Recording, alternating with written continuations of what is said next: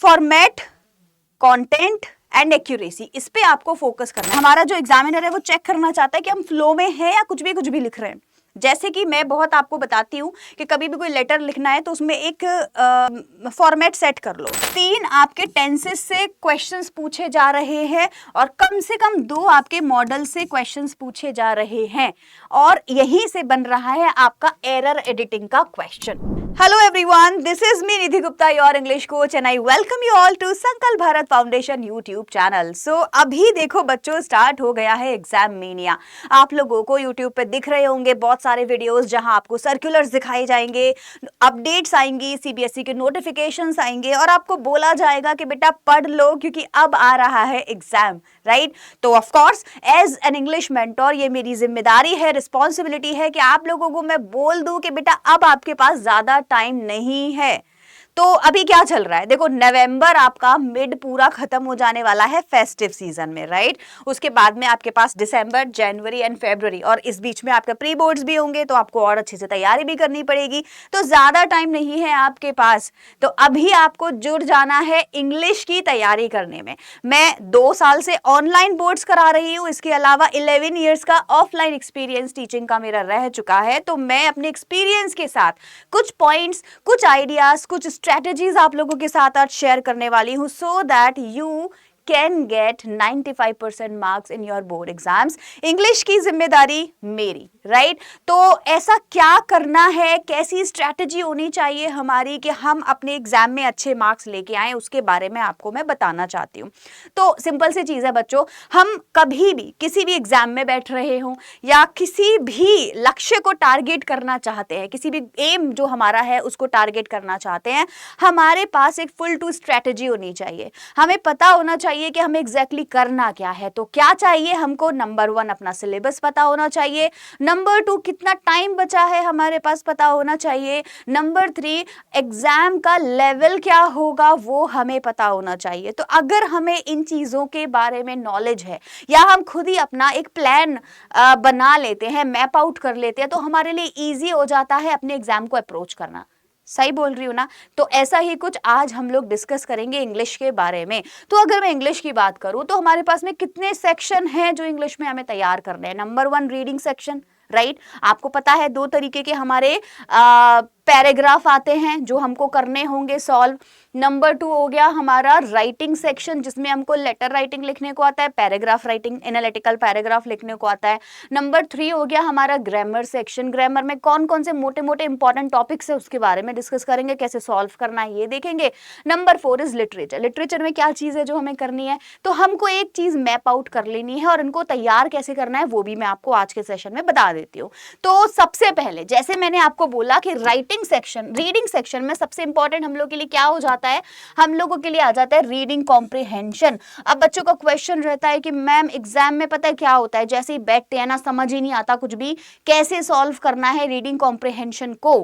Reason उसका simple है, हम लोग पता है क्या करते हैं, एग्जाम है नेक्स्ट वीक, आज से हम लोग रीडिंग कॉम्प्रिहेंशन सॉल्व करना शुरू करेंगे। क्या आपको लगता है ये सही तरीका है रीडिंग कॉम्प्रिहेंशन को सॉल्व करने का? नहीं। तो अगर आप मेरे पास आए हैं, मुझसे पूछना चाहते हैं कि मैम क्या करें, सिंपल एज दैट, आज से ही आपको एक आर्टिकल रोज पढ़ना है। कौन सा वाला आर्टिकल? पेपर में जो लिखते हैं वो आर्टिकल की बात नहीं कर रही हूँ।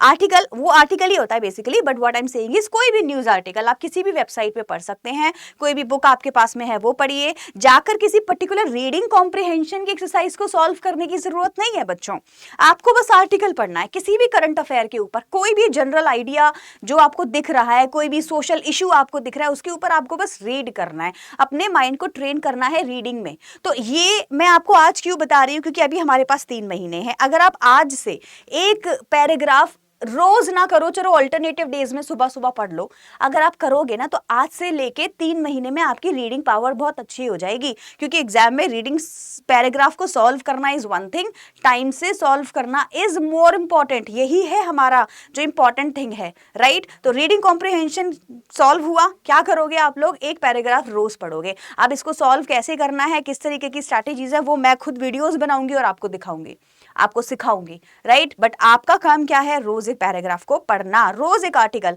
कोई भी टॉपिक के ऊपर। आप अगर वेबसाइट्स चाहते हैं कि मैं आपको बताऊं कि मैम कुछ वेबसाइट्स बता दीजिए, आप मुझे कमेंट सेक्शन में लिखो, मैं आपको वहीं पे वेबसाइट का लिंक दे दूंगी, आप सीधे वेबसाइट पे जाना और वहां से रोज एक पैराग्राफ को पढ़ना।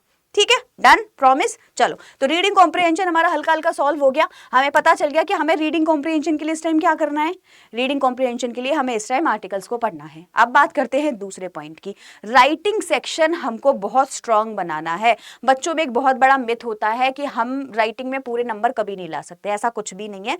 राइटिंग आपका 10 मार्क्स का आएगा, 5 मार्क्स का आपका पैराग्राफ रहेगा। आपको आई एम होपिंग कि आप सबको पता है कि ये एनालिटिकल पैराग्राफ आने वाला है ना।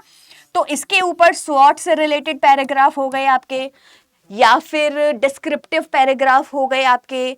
ये सारे पैराग्राफ्स मैं आपको वीडियोस के थ्रू सिखाऊंगी ही ऑफ कोर्स, लेकिन आपको क्या करना है बोलो तो आपको डेली कुछ ना कुछ किसी टॉपिक के ऊपर लिखना आज से ही शुरू करना है बच्चों। आपने जो भी, अब ये सिंपल है, कैसे करोगे इसको, आपने जो भी चीज सुबह पढ़ी शाम को लिखो उसको अपनी लैंग्वेज में कि आपको क्या पता है, और स्वॉट कैसे करना है वो मैं आपको बताऊंगी। सेकेंडली, लेटर राइटिंग में फुल मार्क्स लाने का सिंपल तरीका क्या होना चाहिए, फॉर्मेट, कंटेंट एंड एक्यूरेसी, इस पे आपको फोकस करना है। आपको फॉर्मेट, आपको पता होना चाहिए एग्जैक्टली मार्किंग स्कीम क्या है। आप देखो, मैं आपको मार्किंग स्कीम बताती हूँ। 5 नंबर का आपका लेटर है, ठीक है, कितने नंबर का है, 5 नंबर का आपका लेटर है। इसमें से 1 नंबर हो गया आपके फॉर्मेट का, तो लेटर का फॉर्मेट आपको पक्का से पता होना चाहिए। आपने मिस्टेक नहीं करनी है लेटर के फॉर्मेट में, क्योंकि 1 नंबर गया, no, we can't afford that. फिर आपके 2 नंबर किसके चले जाते हैं, कंटेंट के, कि आप लेटर के अंदर लिख क्या रहे हो, ये बहुत इंपॉर्टेंट है आपके लिए। फिर आपका 1 नंबर आता है फ्लो के लिए, सॉरी 1 लिखना है ना, फ्लो के लिए आपका 1 नंबर आता है। फ्लो से हमारा क्या मतलब हो गया कि हम जो लिख रहे हैं, राइटर हमारा जो एग्जामिनर है वो चेक करना चाहता है कि हम फ्लो में हैं या कुछ भी लिख रहे हैं। जैसे कि मैं बहुत आपको बताती हूँ कि कभी भी कोई लेटर लिखना है तो उसमें एक फॉर्मेट सेट कर लो। आप पहले लिखो इंट्रोडक्शन या प्रॉब्लम के बारे में, फिर बताइए उसके रीजन, क्या रीजंस थे उसके, है ना, कॉजेज एंड रीजन। फिर बताइए इफेक्ट क्या हुआ सोसाइटी पे उस प्रॉब्लम का, तो आपने इफेक्ट बता दिया। फिर आप सोल्यूशन दीजिए, तो ये हमने फ्लो बना दिया। उस फ्लो का आपको 1 नंबर मिलेगा। क्या बचा बाद में, आपकी ग्रामर एक्यूरेसी, कितना करेक्ट लिख रहे हैं, कितनी अच्छी प्रेजेंटेशन है। तो कुल मिला के आपको 1 2 3 4 5 नंबर ये आपको मिलेंगे राइटिंग सेक्शन में, अगर आप वाकई में अच्छा लिख के आएंगे तो लेटर में, राइटिंग में पॉसिबल है 5 आउट ऑफ 5 मिले, यस पॉसिबल है। कैसे करेंगे, जो निधि मैम बता रही हैं वो सारी चीजें आपको फॉलो करनी है। बात करते हैं ग्रामर सेक्शन की। अब देखो, ग्रामर में जहां तक मैं समझती हूँ ना बच्चों, सब कुछ आप कर लोगे। 3 चीजें इंपॉर्टेंट है जिसके बारे में आपको और ज्यादा अच्छे से तैयारी करनी है। वीडियो सारी यूट्यूब पे अवेलेबल है, आप चाहोगे तो मैं इनके ऊपर फिर से आपको वीडियो बना के दूंगी। मैं जो प्रीवियस ईयर के क्वेश्चन पेपर्स देख रही हूँ, 3 रिपोर्टेड स्पीच के क्वेश्चंस वहां आ रहे हैं। कम से कम 3 आपके टेंसेस से क्वेश्चंस पूछे जा रहे हैं, और कम से कम 2 आपके मॉडल से क्वेश्चंस पूछे जा रहे हैं। और यहीं से बन रहा है आपका एरर एडिटिंग का क्वेश्चन। कौन सा वाला, एरर डिटेक्शन भी बोलते हैं हम इसको, और एरर एडिटिंग भी बोलते हैं, राइट। तो ये हमको तैयार करनी है चीजें। तो मेनली आप सबसे पहले अपना, अगर आपने अभी तक ग्रामर शुरू नहीं करी है, रिपोर्टेड स्पीच स्टार्ट कर लीजिए।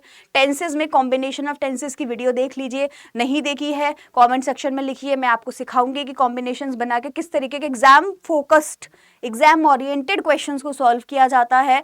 मॉडल्स को अच्छे से पढ़ लीजिए। माइंड मैप का एक बहुत बेहतरीन वीडियो मैंने आपको बना के दिया है, कम्युनिटी सेक्शन में भी आपको उसका लिंक मिल जाएगा, ये आप देखिए। और एरर एडिटिंग की एक्सरसाइजेस तो आप जितनी करेंगे आपके लिए उतनी कम है, ठीक है।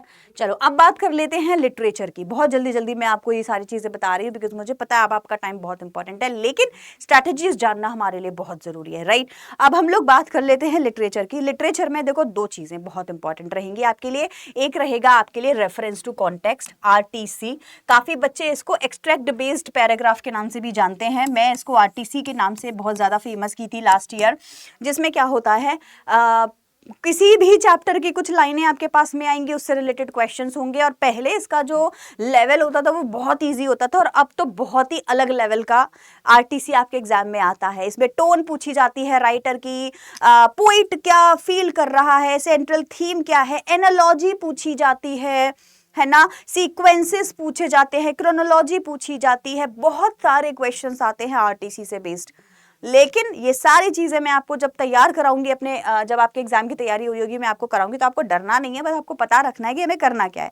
तो आज हम वीडियो में बस यही देख रहे हैं कि हमें एग्जैक्टली करना क्या है। नंबर 1 आरटीसी, और नंबर 2 बहुत इंपॉर्टेंट चीज हमारे लिए क्या है, वैल्यू बेस्ड क्वेश्चन। तो लॉन्ग क्वेश्चन जो हमारा 6 नंबर का आने वाला है, इसमें 2 चीजें रहेंगी। एक तो रहेगा वैल्यू बेस्ड क्वेश्चंस हमारे, जिसमें हम हर चैप्टर की थीम समझेंगे, उसकी वैल्यू समझेंगे, और दूसरा रहेगा हमारा डायलॉग बेस्ड, है ना। तो डायलॉग्स जो है ना, डायलॉग राइटिंग के ऊपर जो क्वेश्चंस आएंगे, 2 चैप्टर के 2 कैरेक्टर्स ले लिए। जैसे मैंने एक वीडियो भी बनाया था इसके ऊपर, मैंने एक लिया था अमेंडा और एक लिया था वल्ली। इन दोनों में सेम कैरेक्टरिस्टिक्स बताई और उसके ऊपर आपको बोला मुझे राइटिंग सेक्शन मतलब एक डायलॉग लिख के दो दोनों के बीच में। तो इस तरीके का आपका एग्जामिनर आपको देने वाला है एग्जाम में, तो हमें इसकी भी तैयारी करनी है। तो बहुत कुछ है, लेकिन उसमें से जो मेन मैंने आपको निकाल के दिया है वो ये सब था। रीडिंग सेक्शन में, राइटिंग सेक्शन में, ग्रामर में कौन कौन से टॉपिक हैं, और लिटरेचर में आपके मेन टॉपिक जिसके ऊपर आपको फोकस आज से करना शुरू करना है। 3 महीनों में इंग्लिश की तैयारी हो सकती है, बिल्कुल हो सकती है। मैं जिस तरीके से स्ट्रैटेजी बना के कराऊंगी उस तरीके से करोगे तो फिर तो पक्का से पक्का हो जाएगी। ठीक है, तो अब आपका काम क्या है, अब आपका काम है मुझे बताना कि जितने भी टॉपिक्स मैंने बताए इसमें से कौन सा आपका तैयार है ऑलरेडी। ठीक है, 100% आपको लगता है आपका तैयार है, आप लिख दीजिए 100% कमेंट सेक्शन में।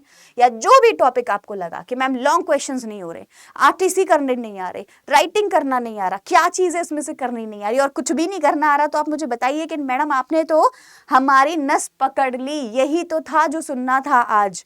तो बस सिलेबस आपका कवर हो चुका है, सारा ऑनलाइन मोस्टली कवर होने वाला है चैनल पे, उसके बाद में हम यही करने वाले हैं। ठीक है, तो आपको जुड़े रहना है निधि मैम के साथ। पहली बार वीडियो देख रहे हो तो चैनल को सब्सक्राइब जरूर कर देना, वीडियो को लाइक कर दो, फ्रेंड्स के साथ में शेयर कर दो, सो दैट उनको भी स्ट्रैटेजीज बनाने का मौका मिल जाए एग्जाम से पहले। मैं मिलूंगी आपको नेक्स्ट वीडियो में। Till then bye everyone and take care.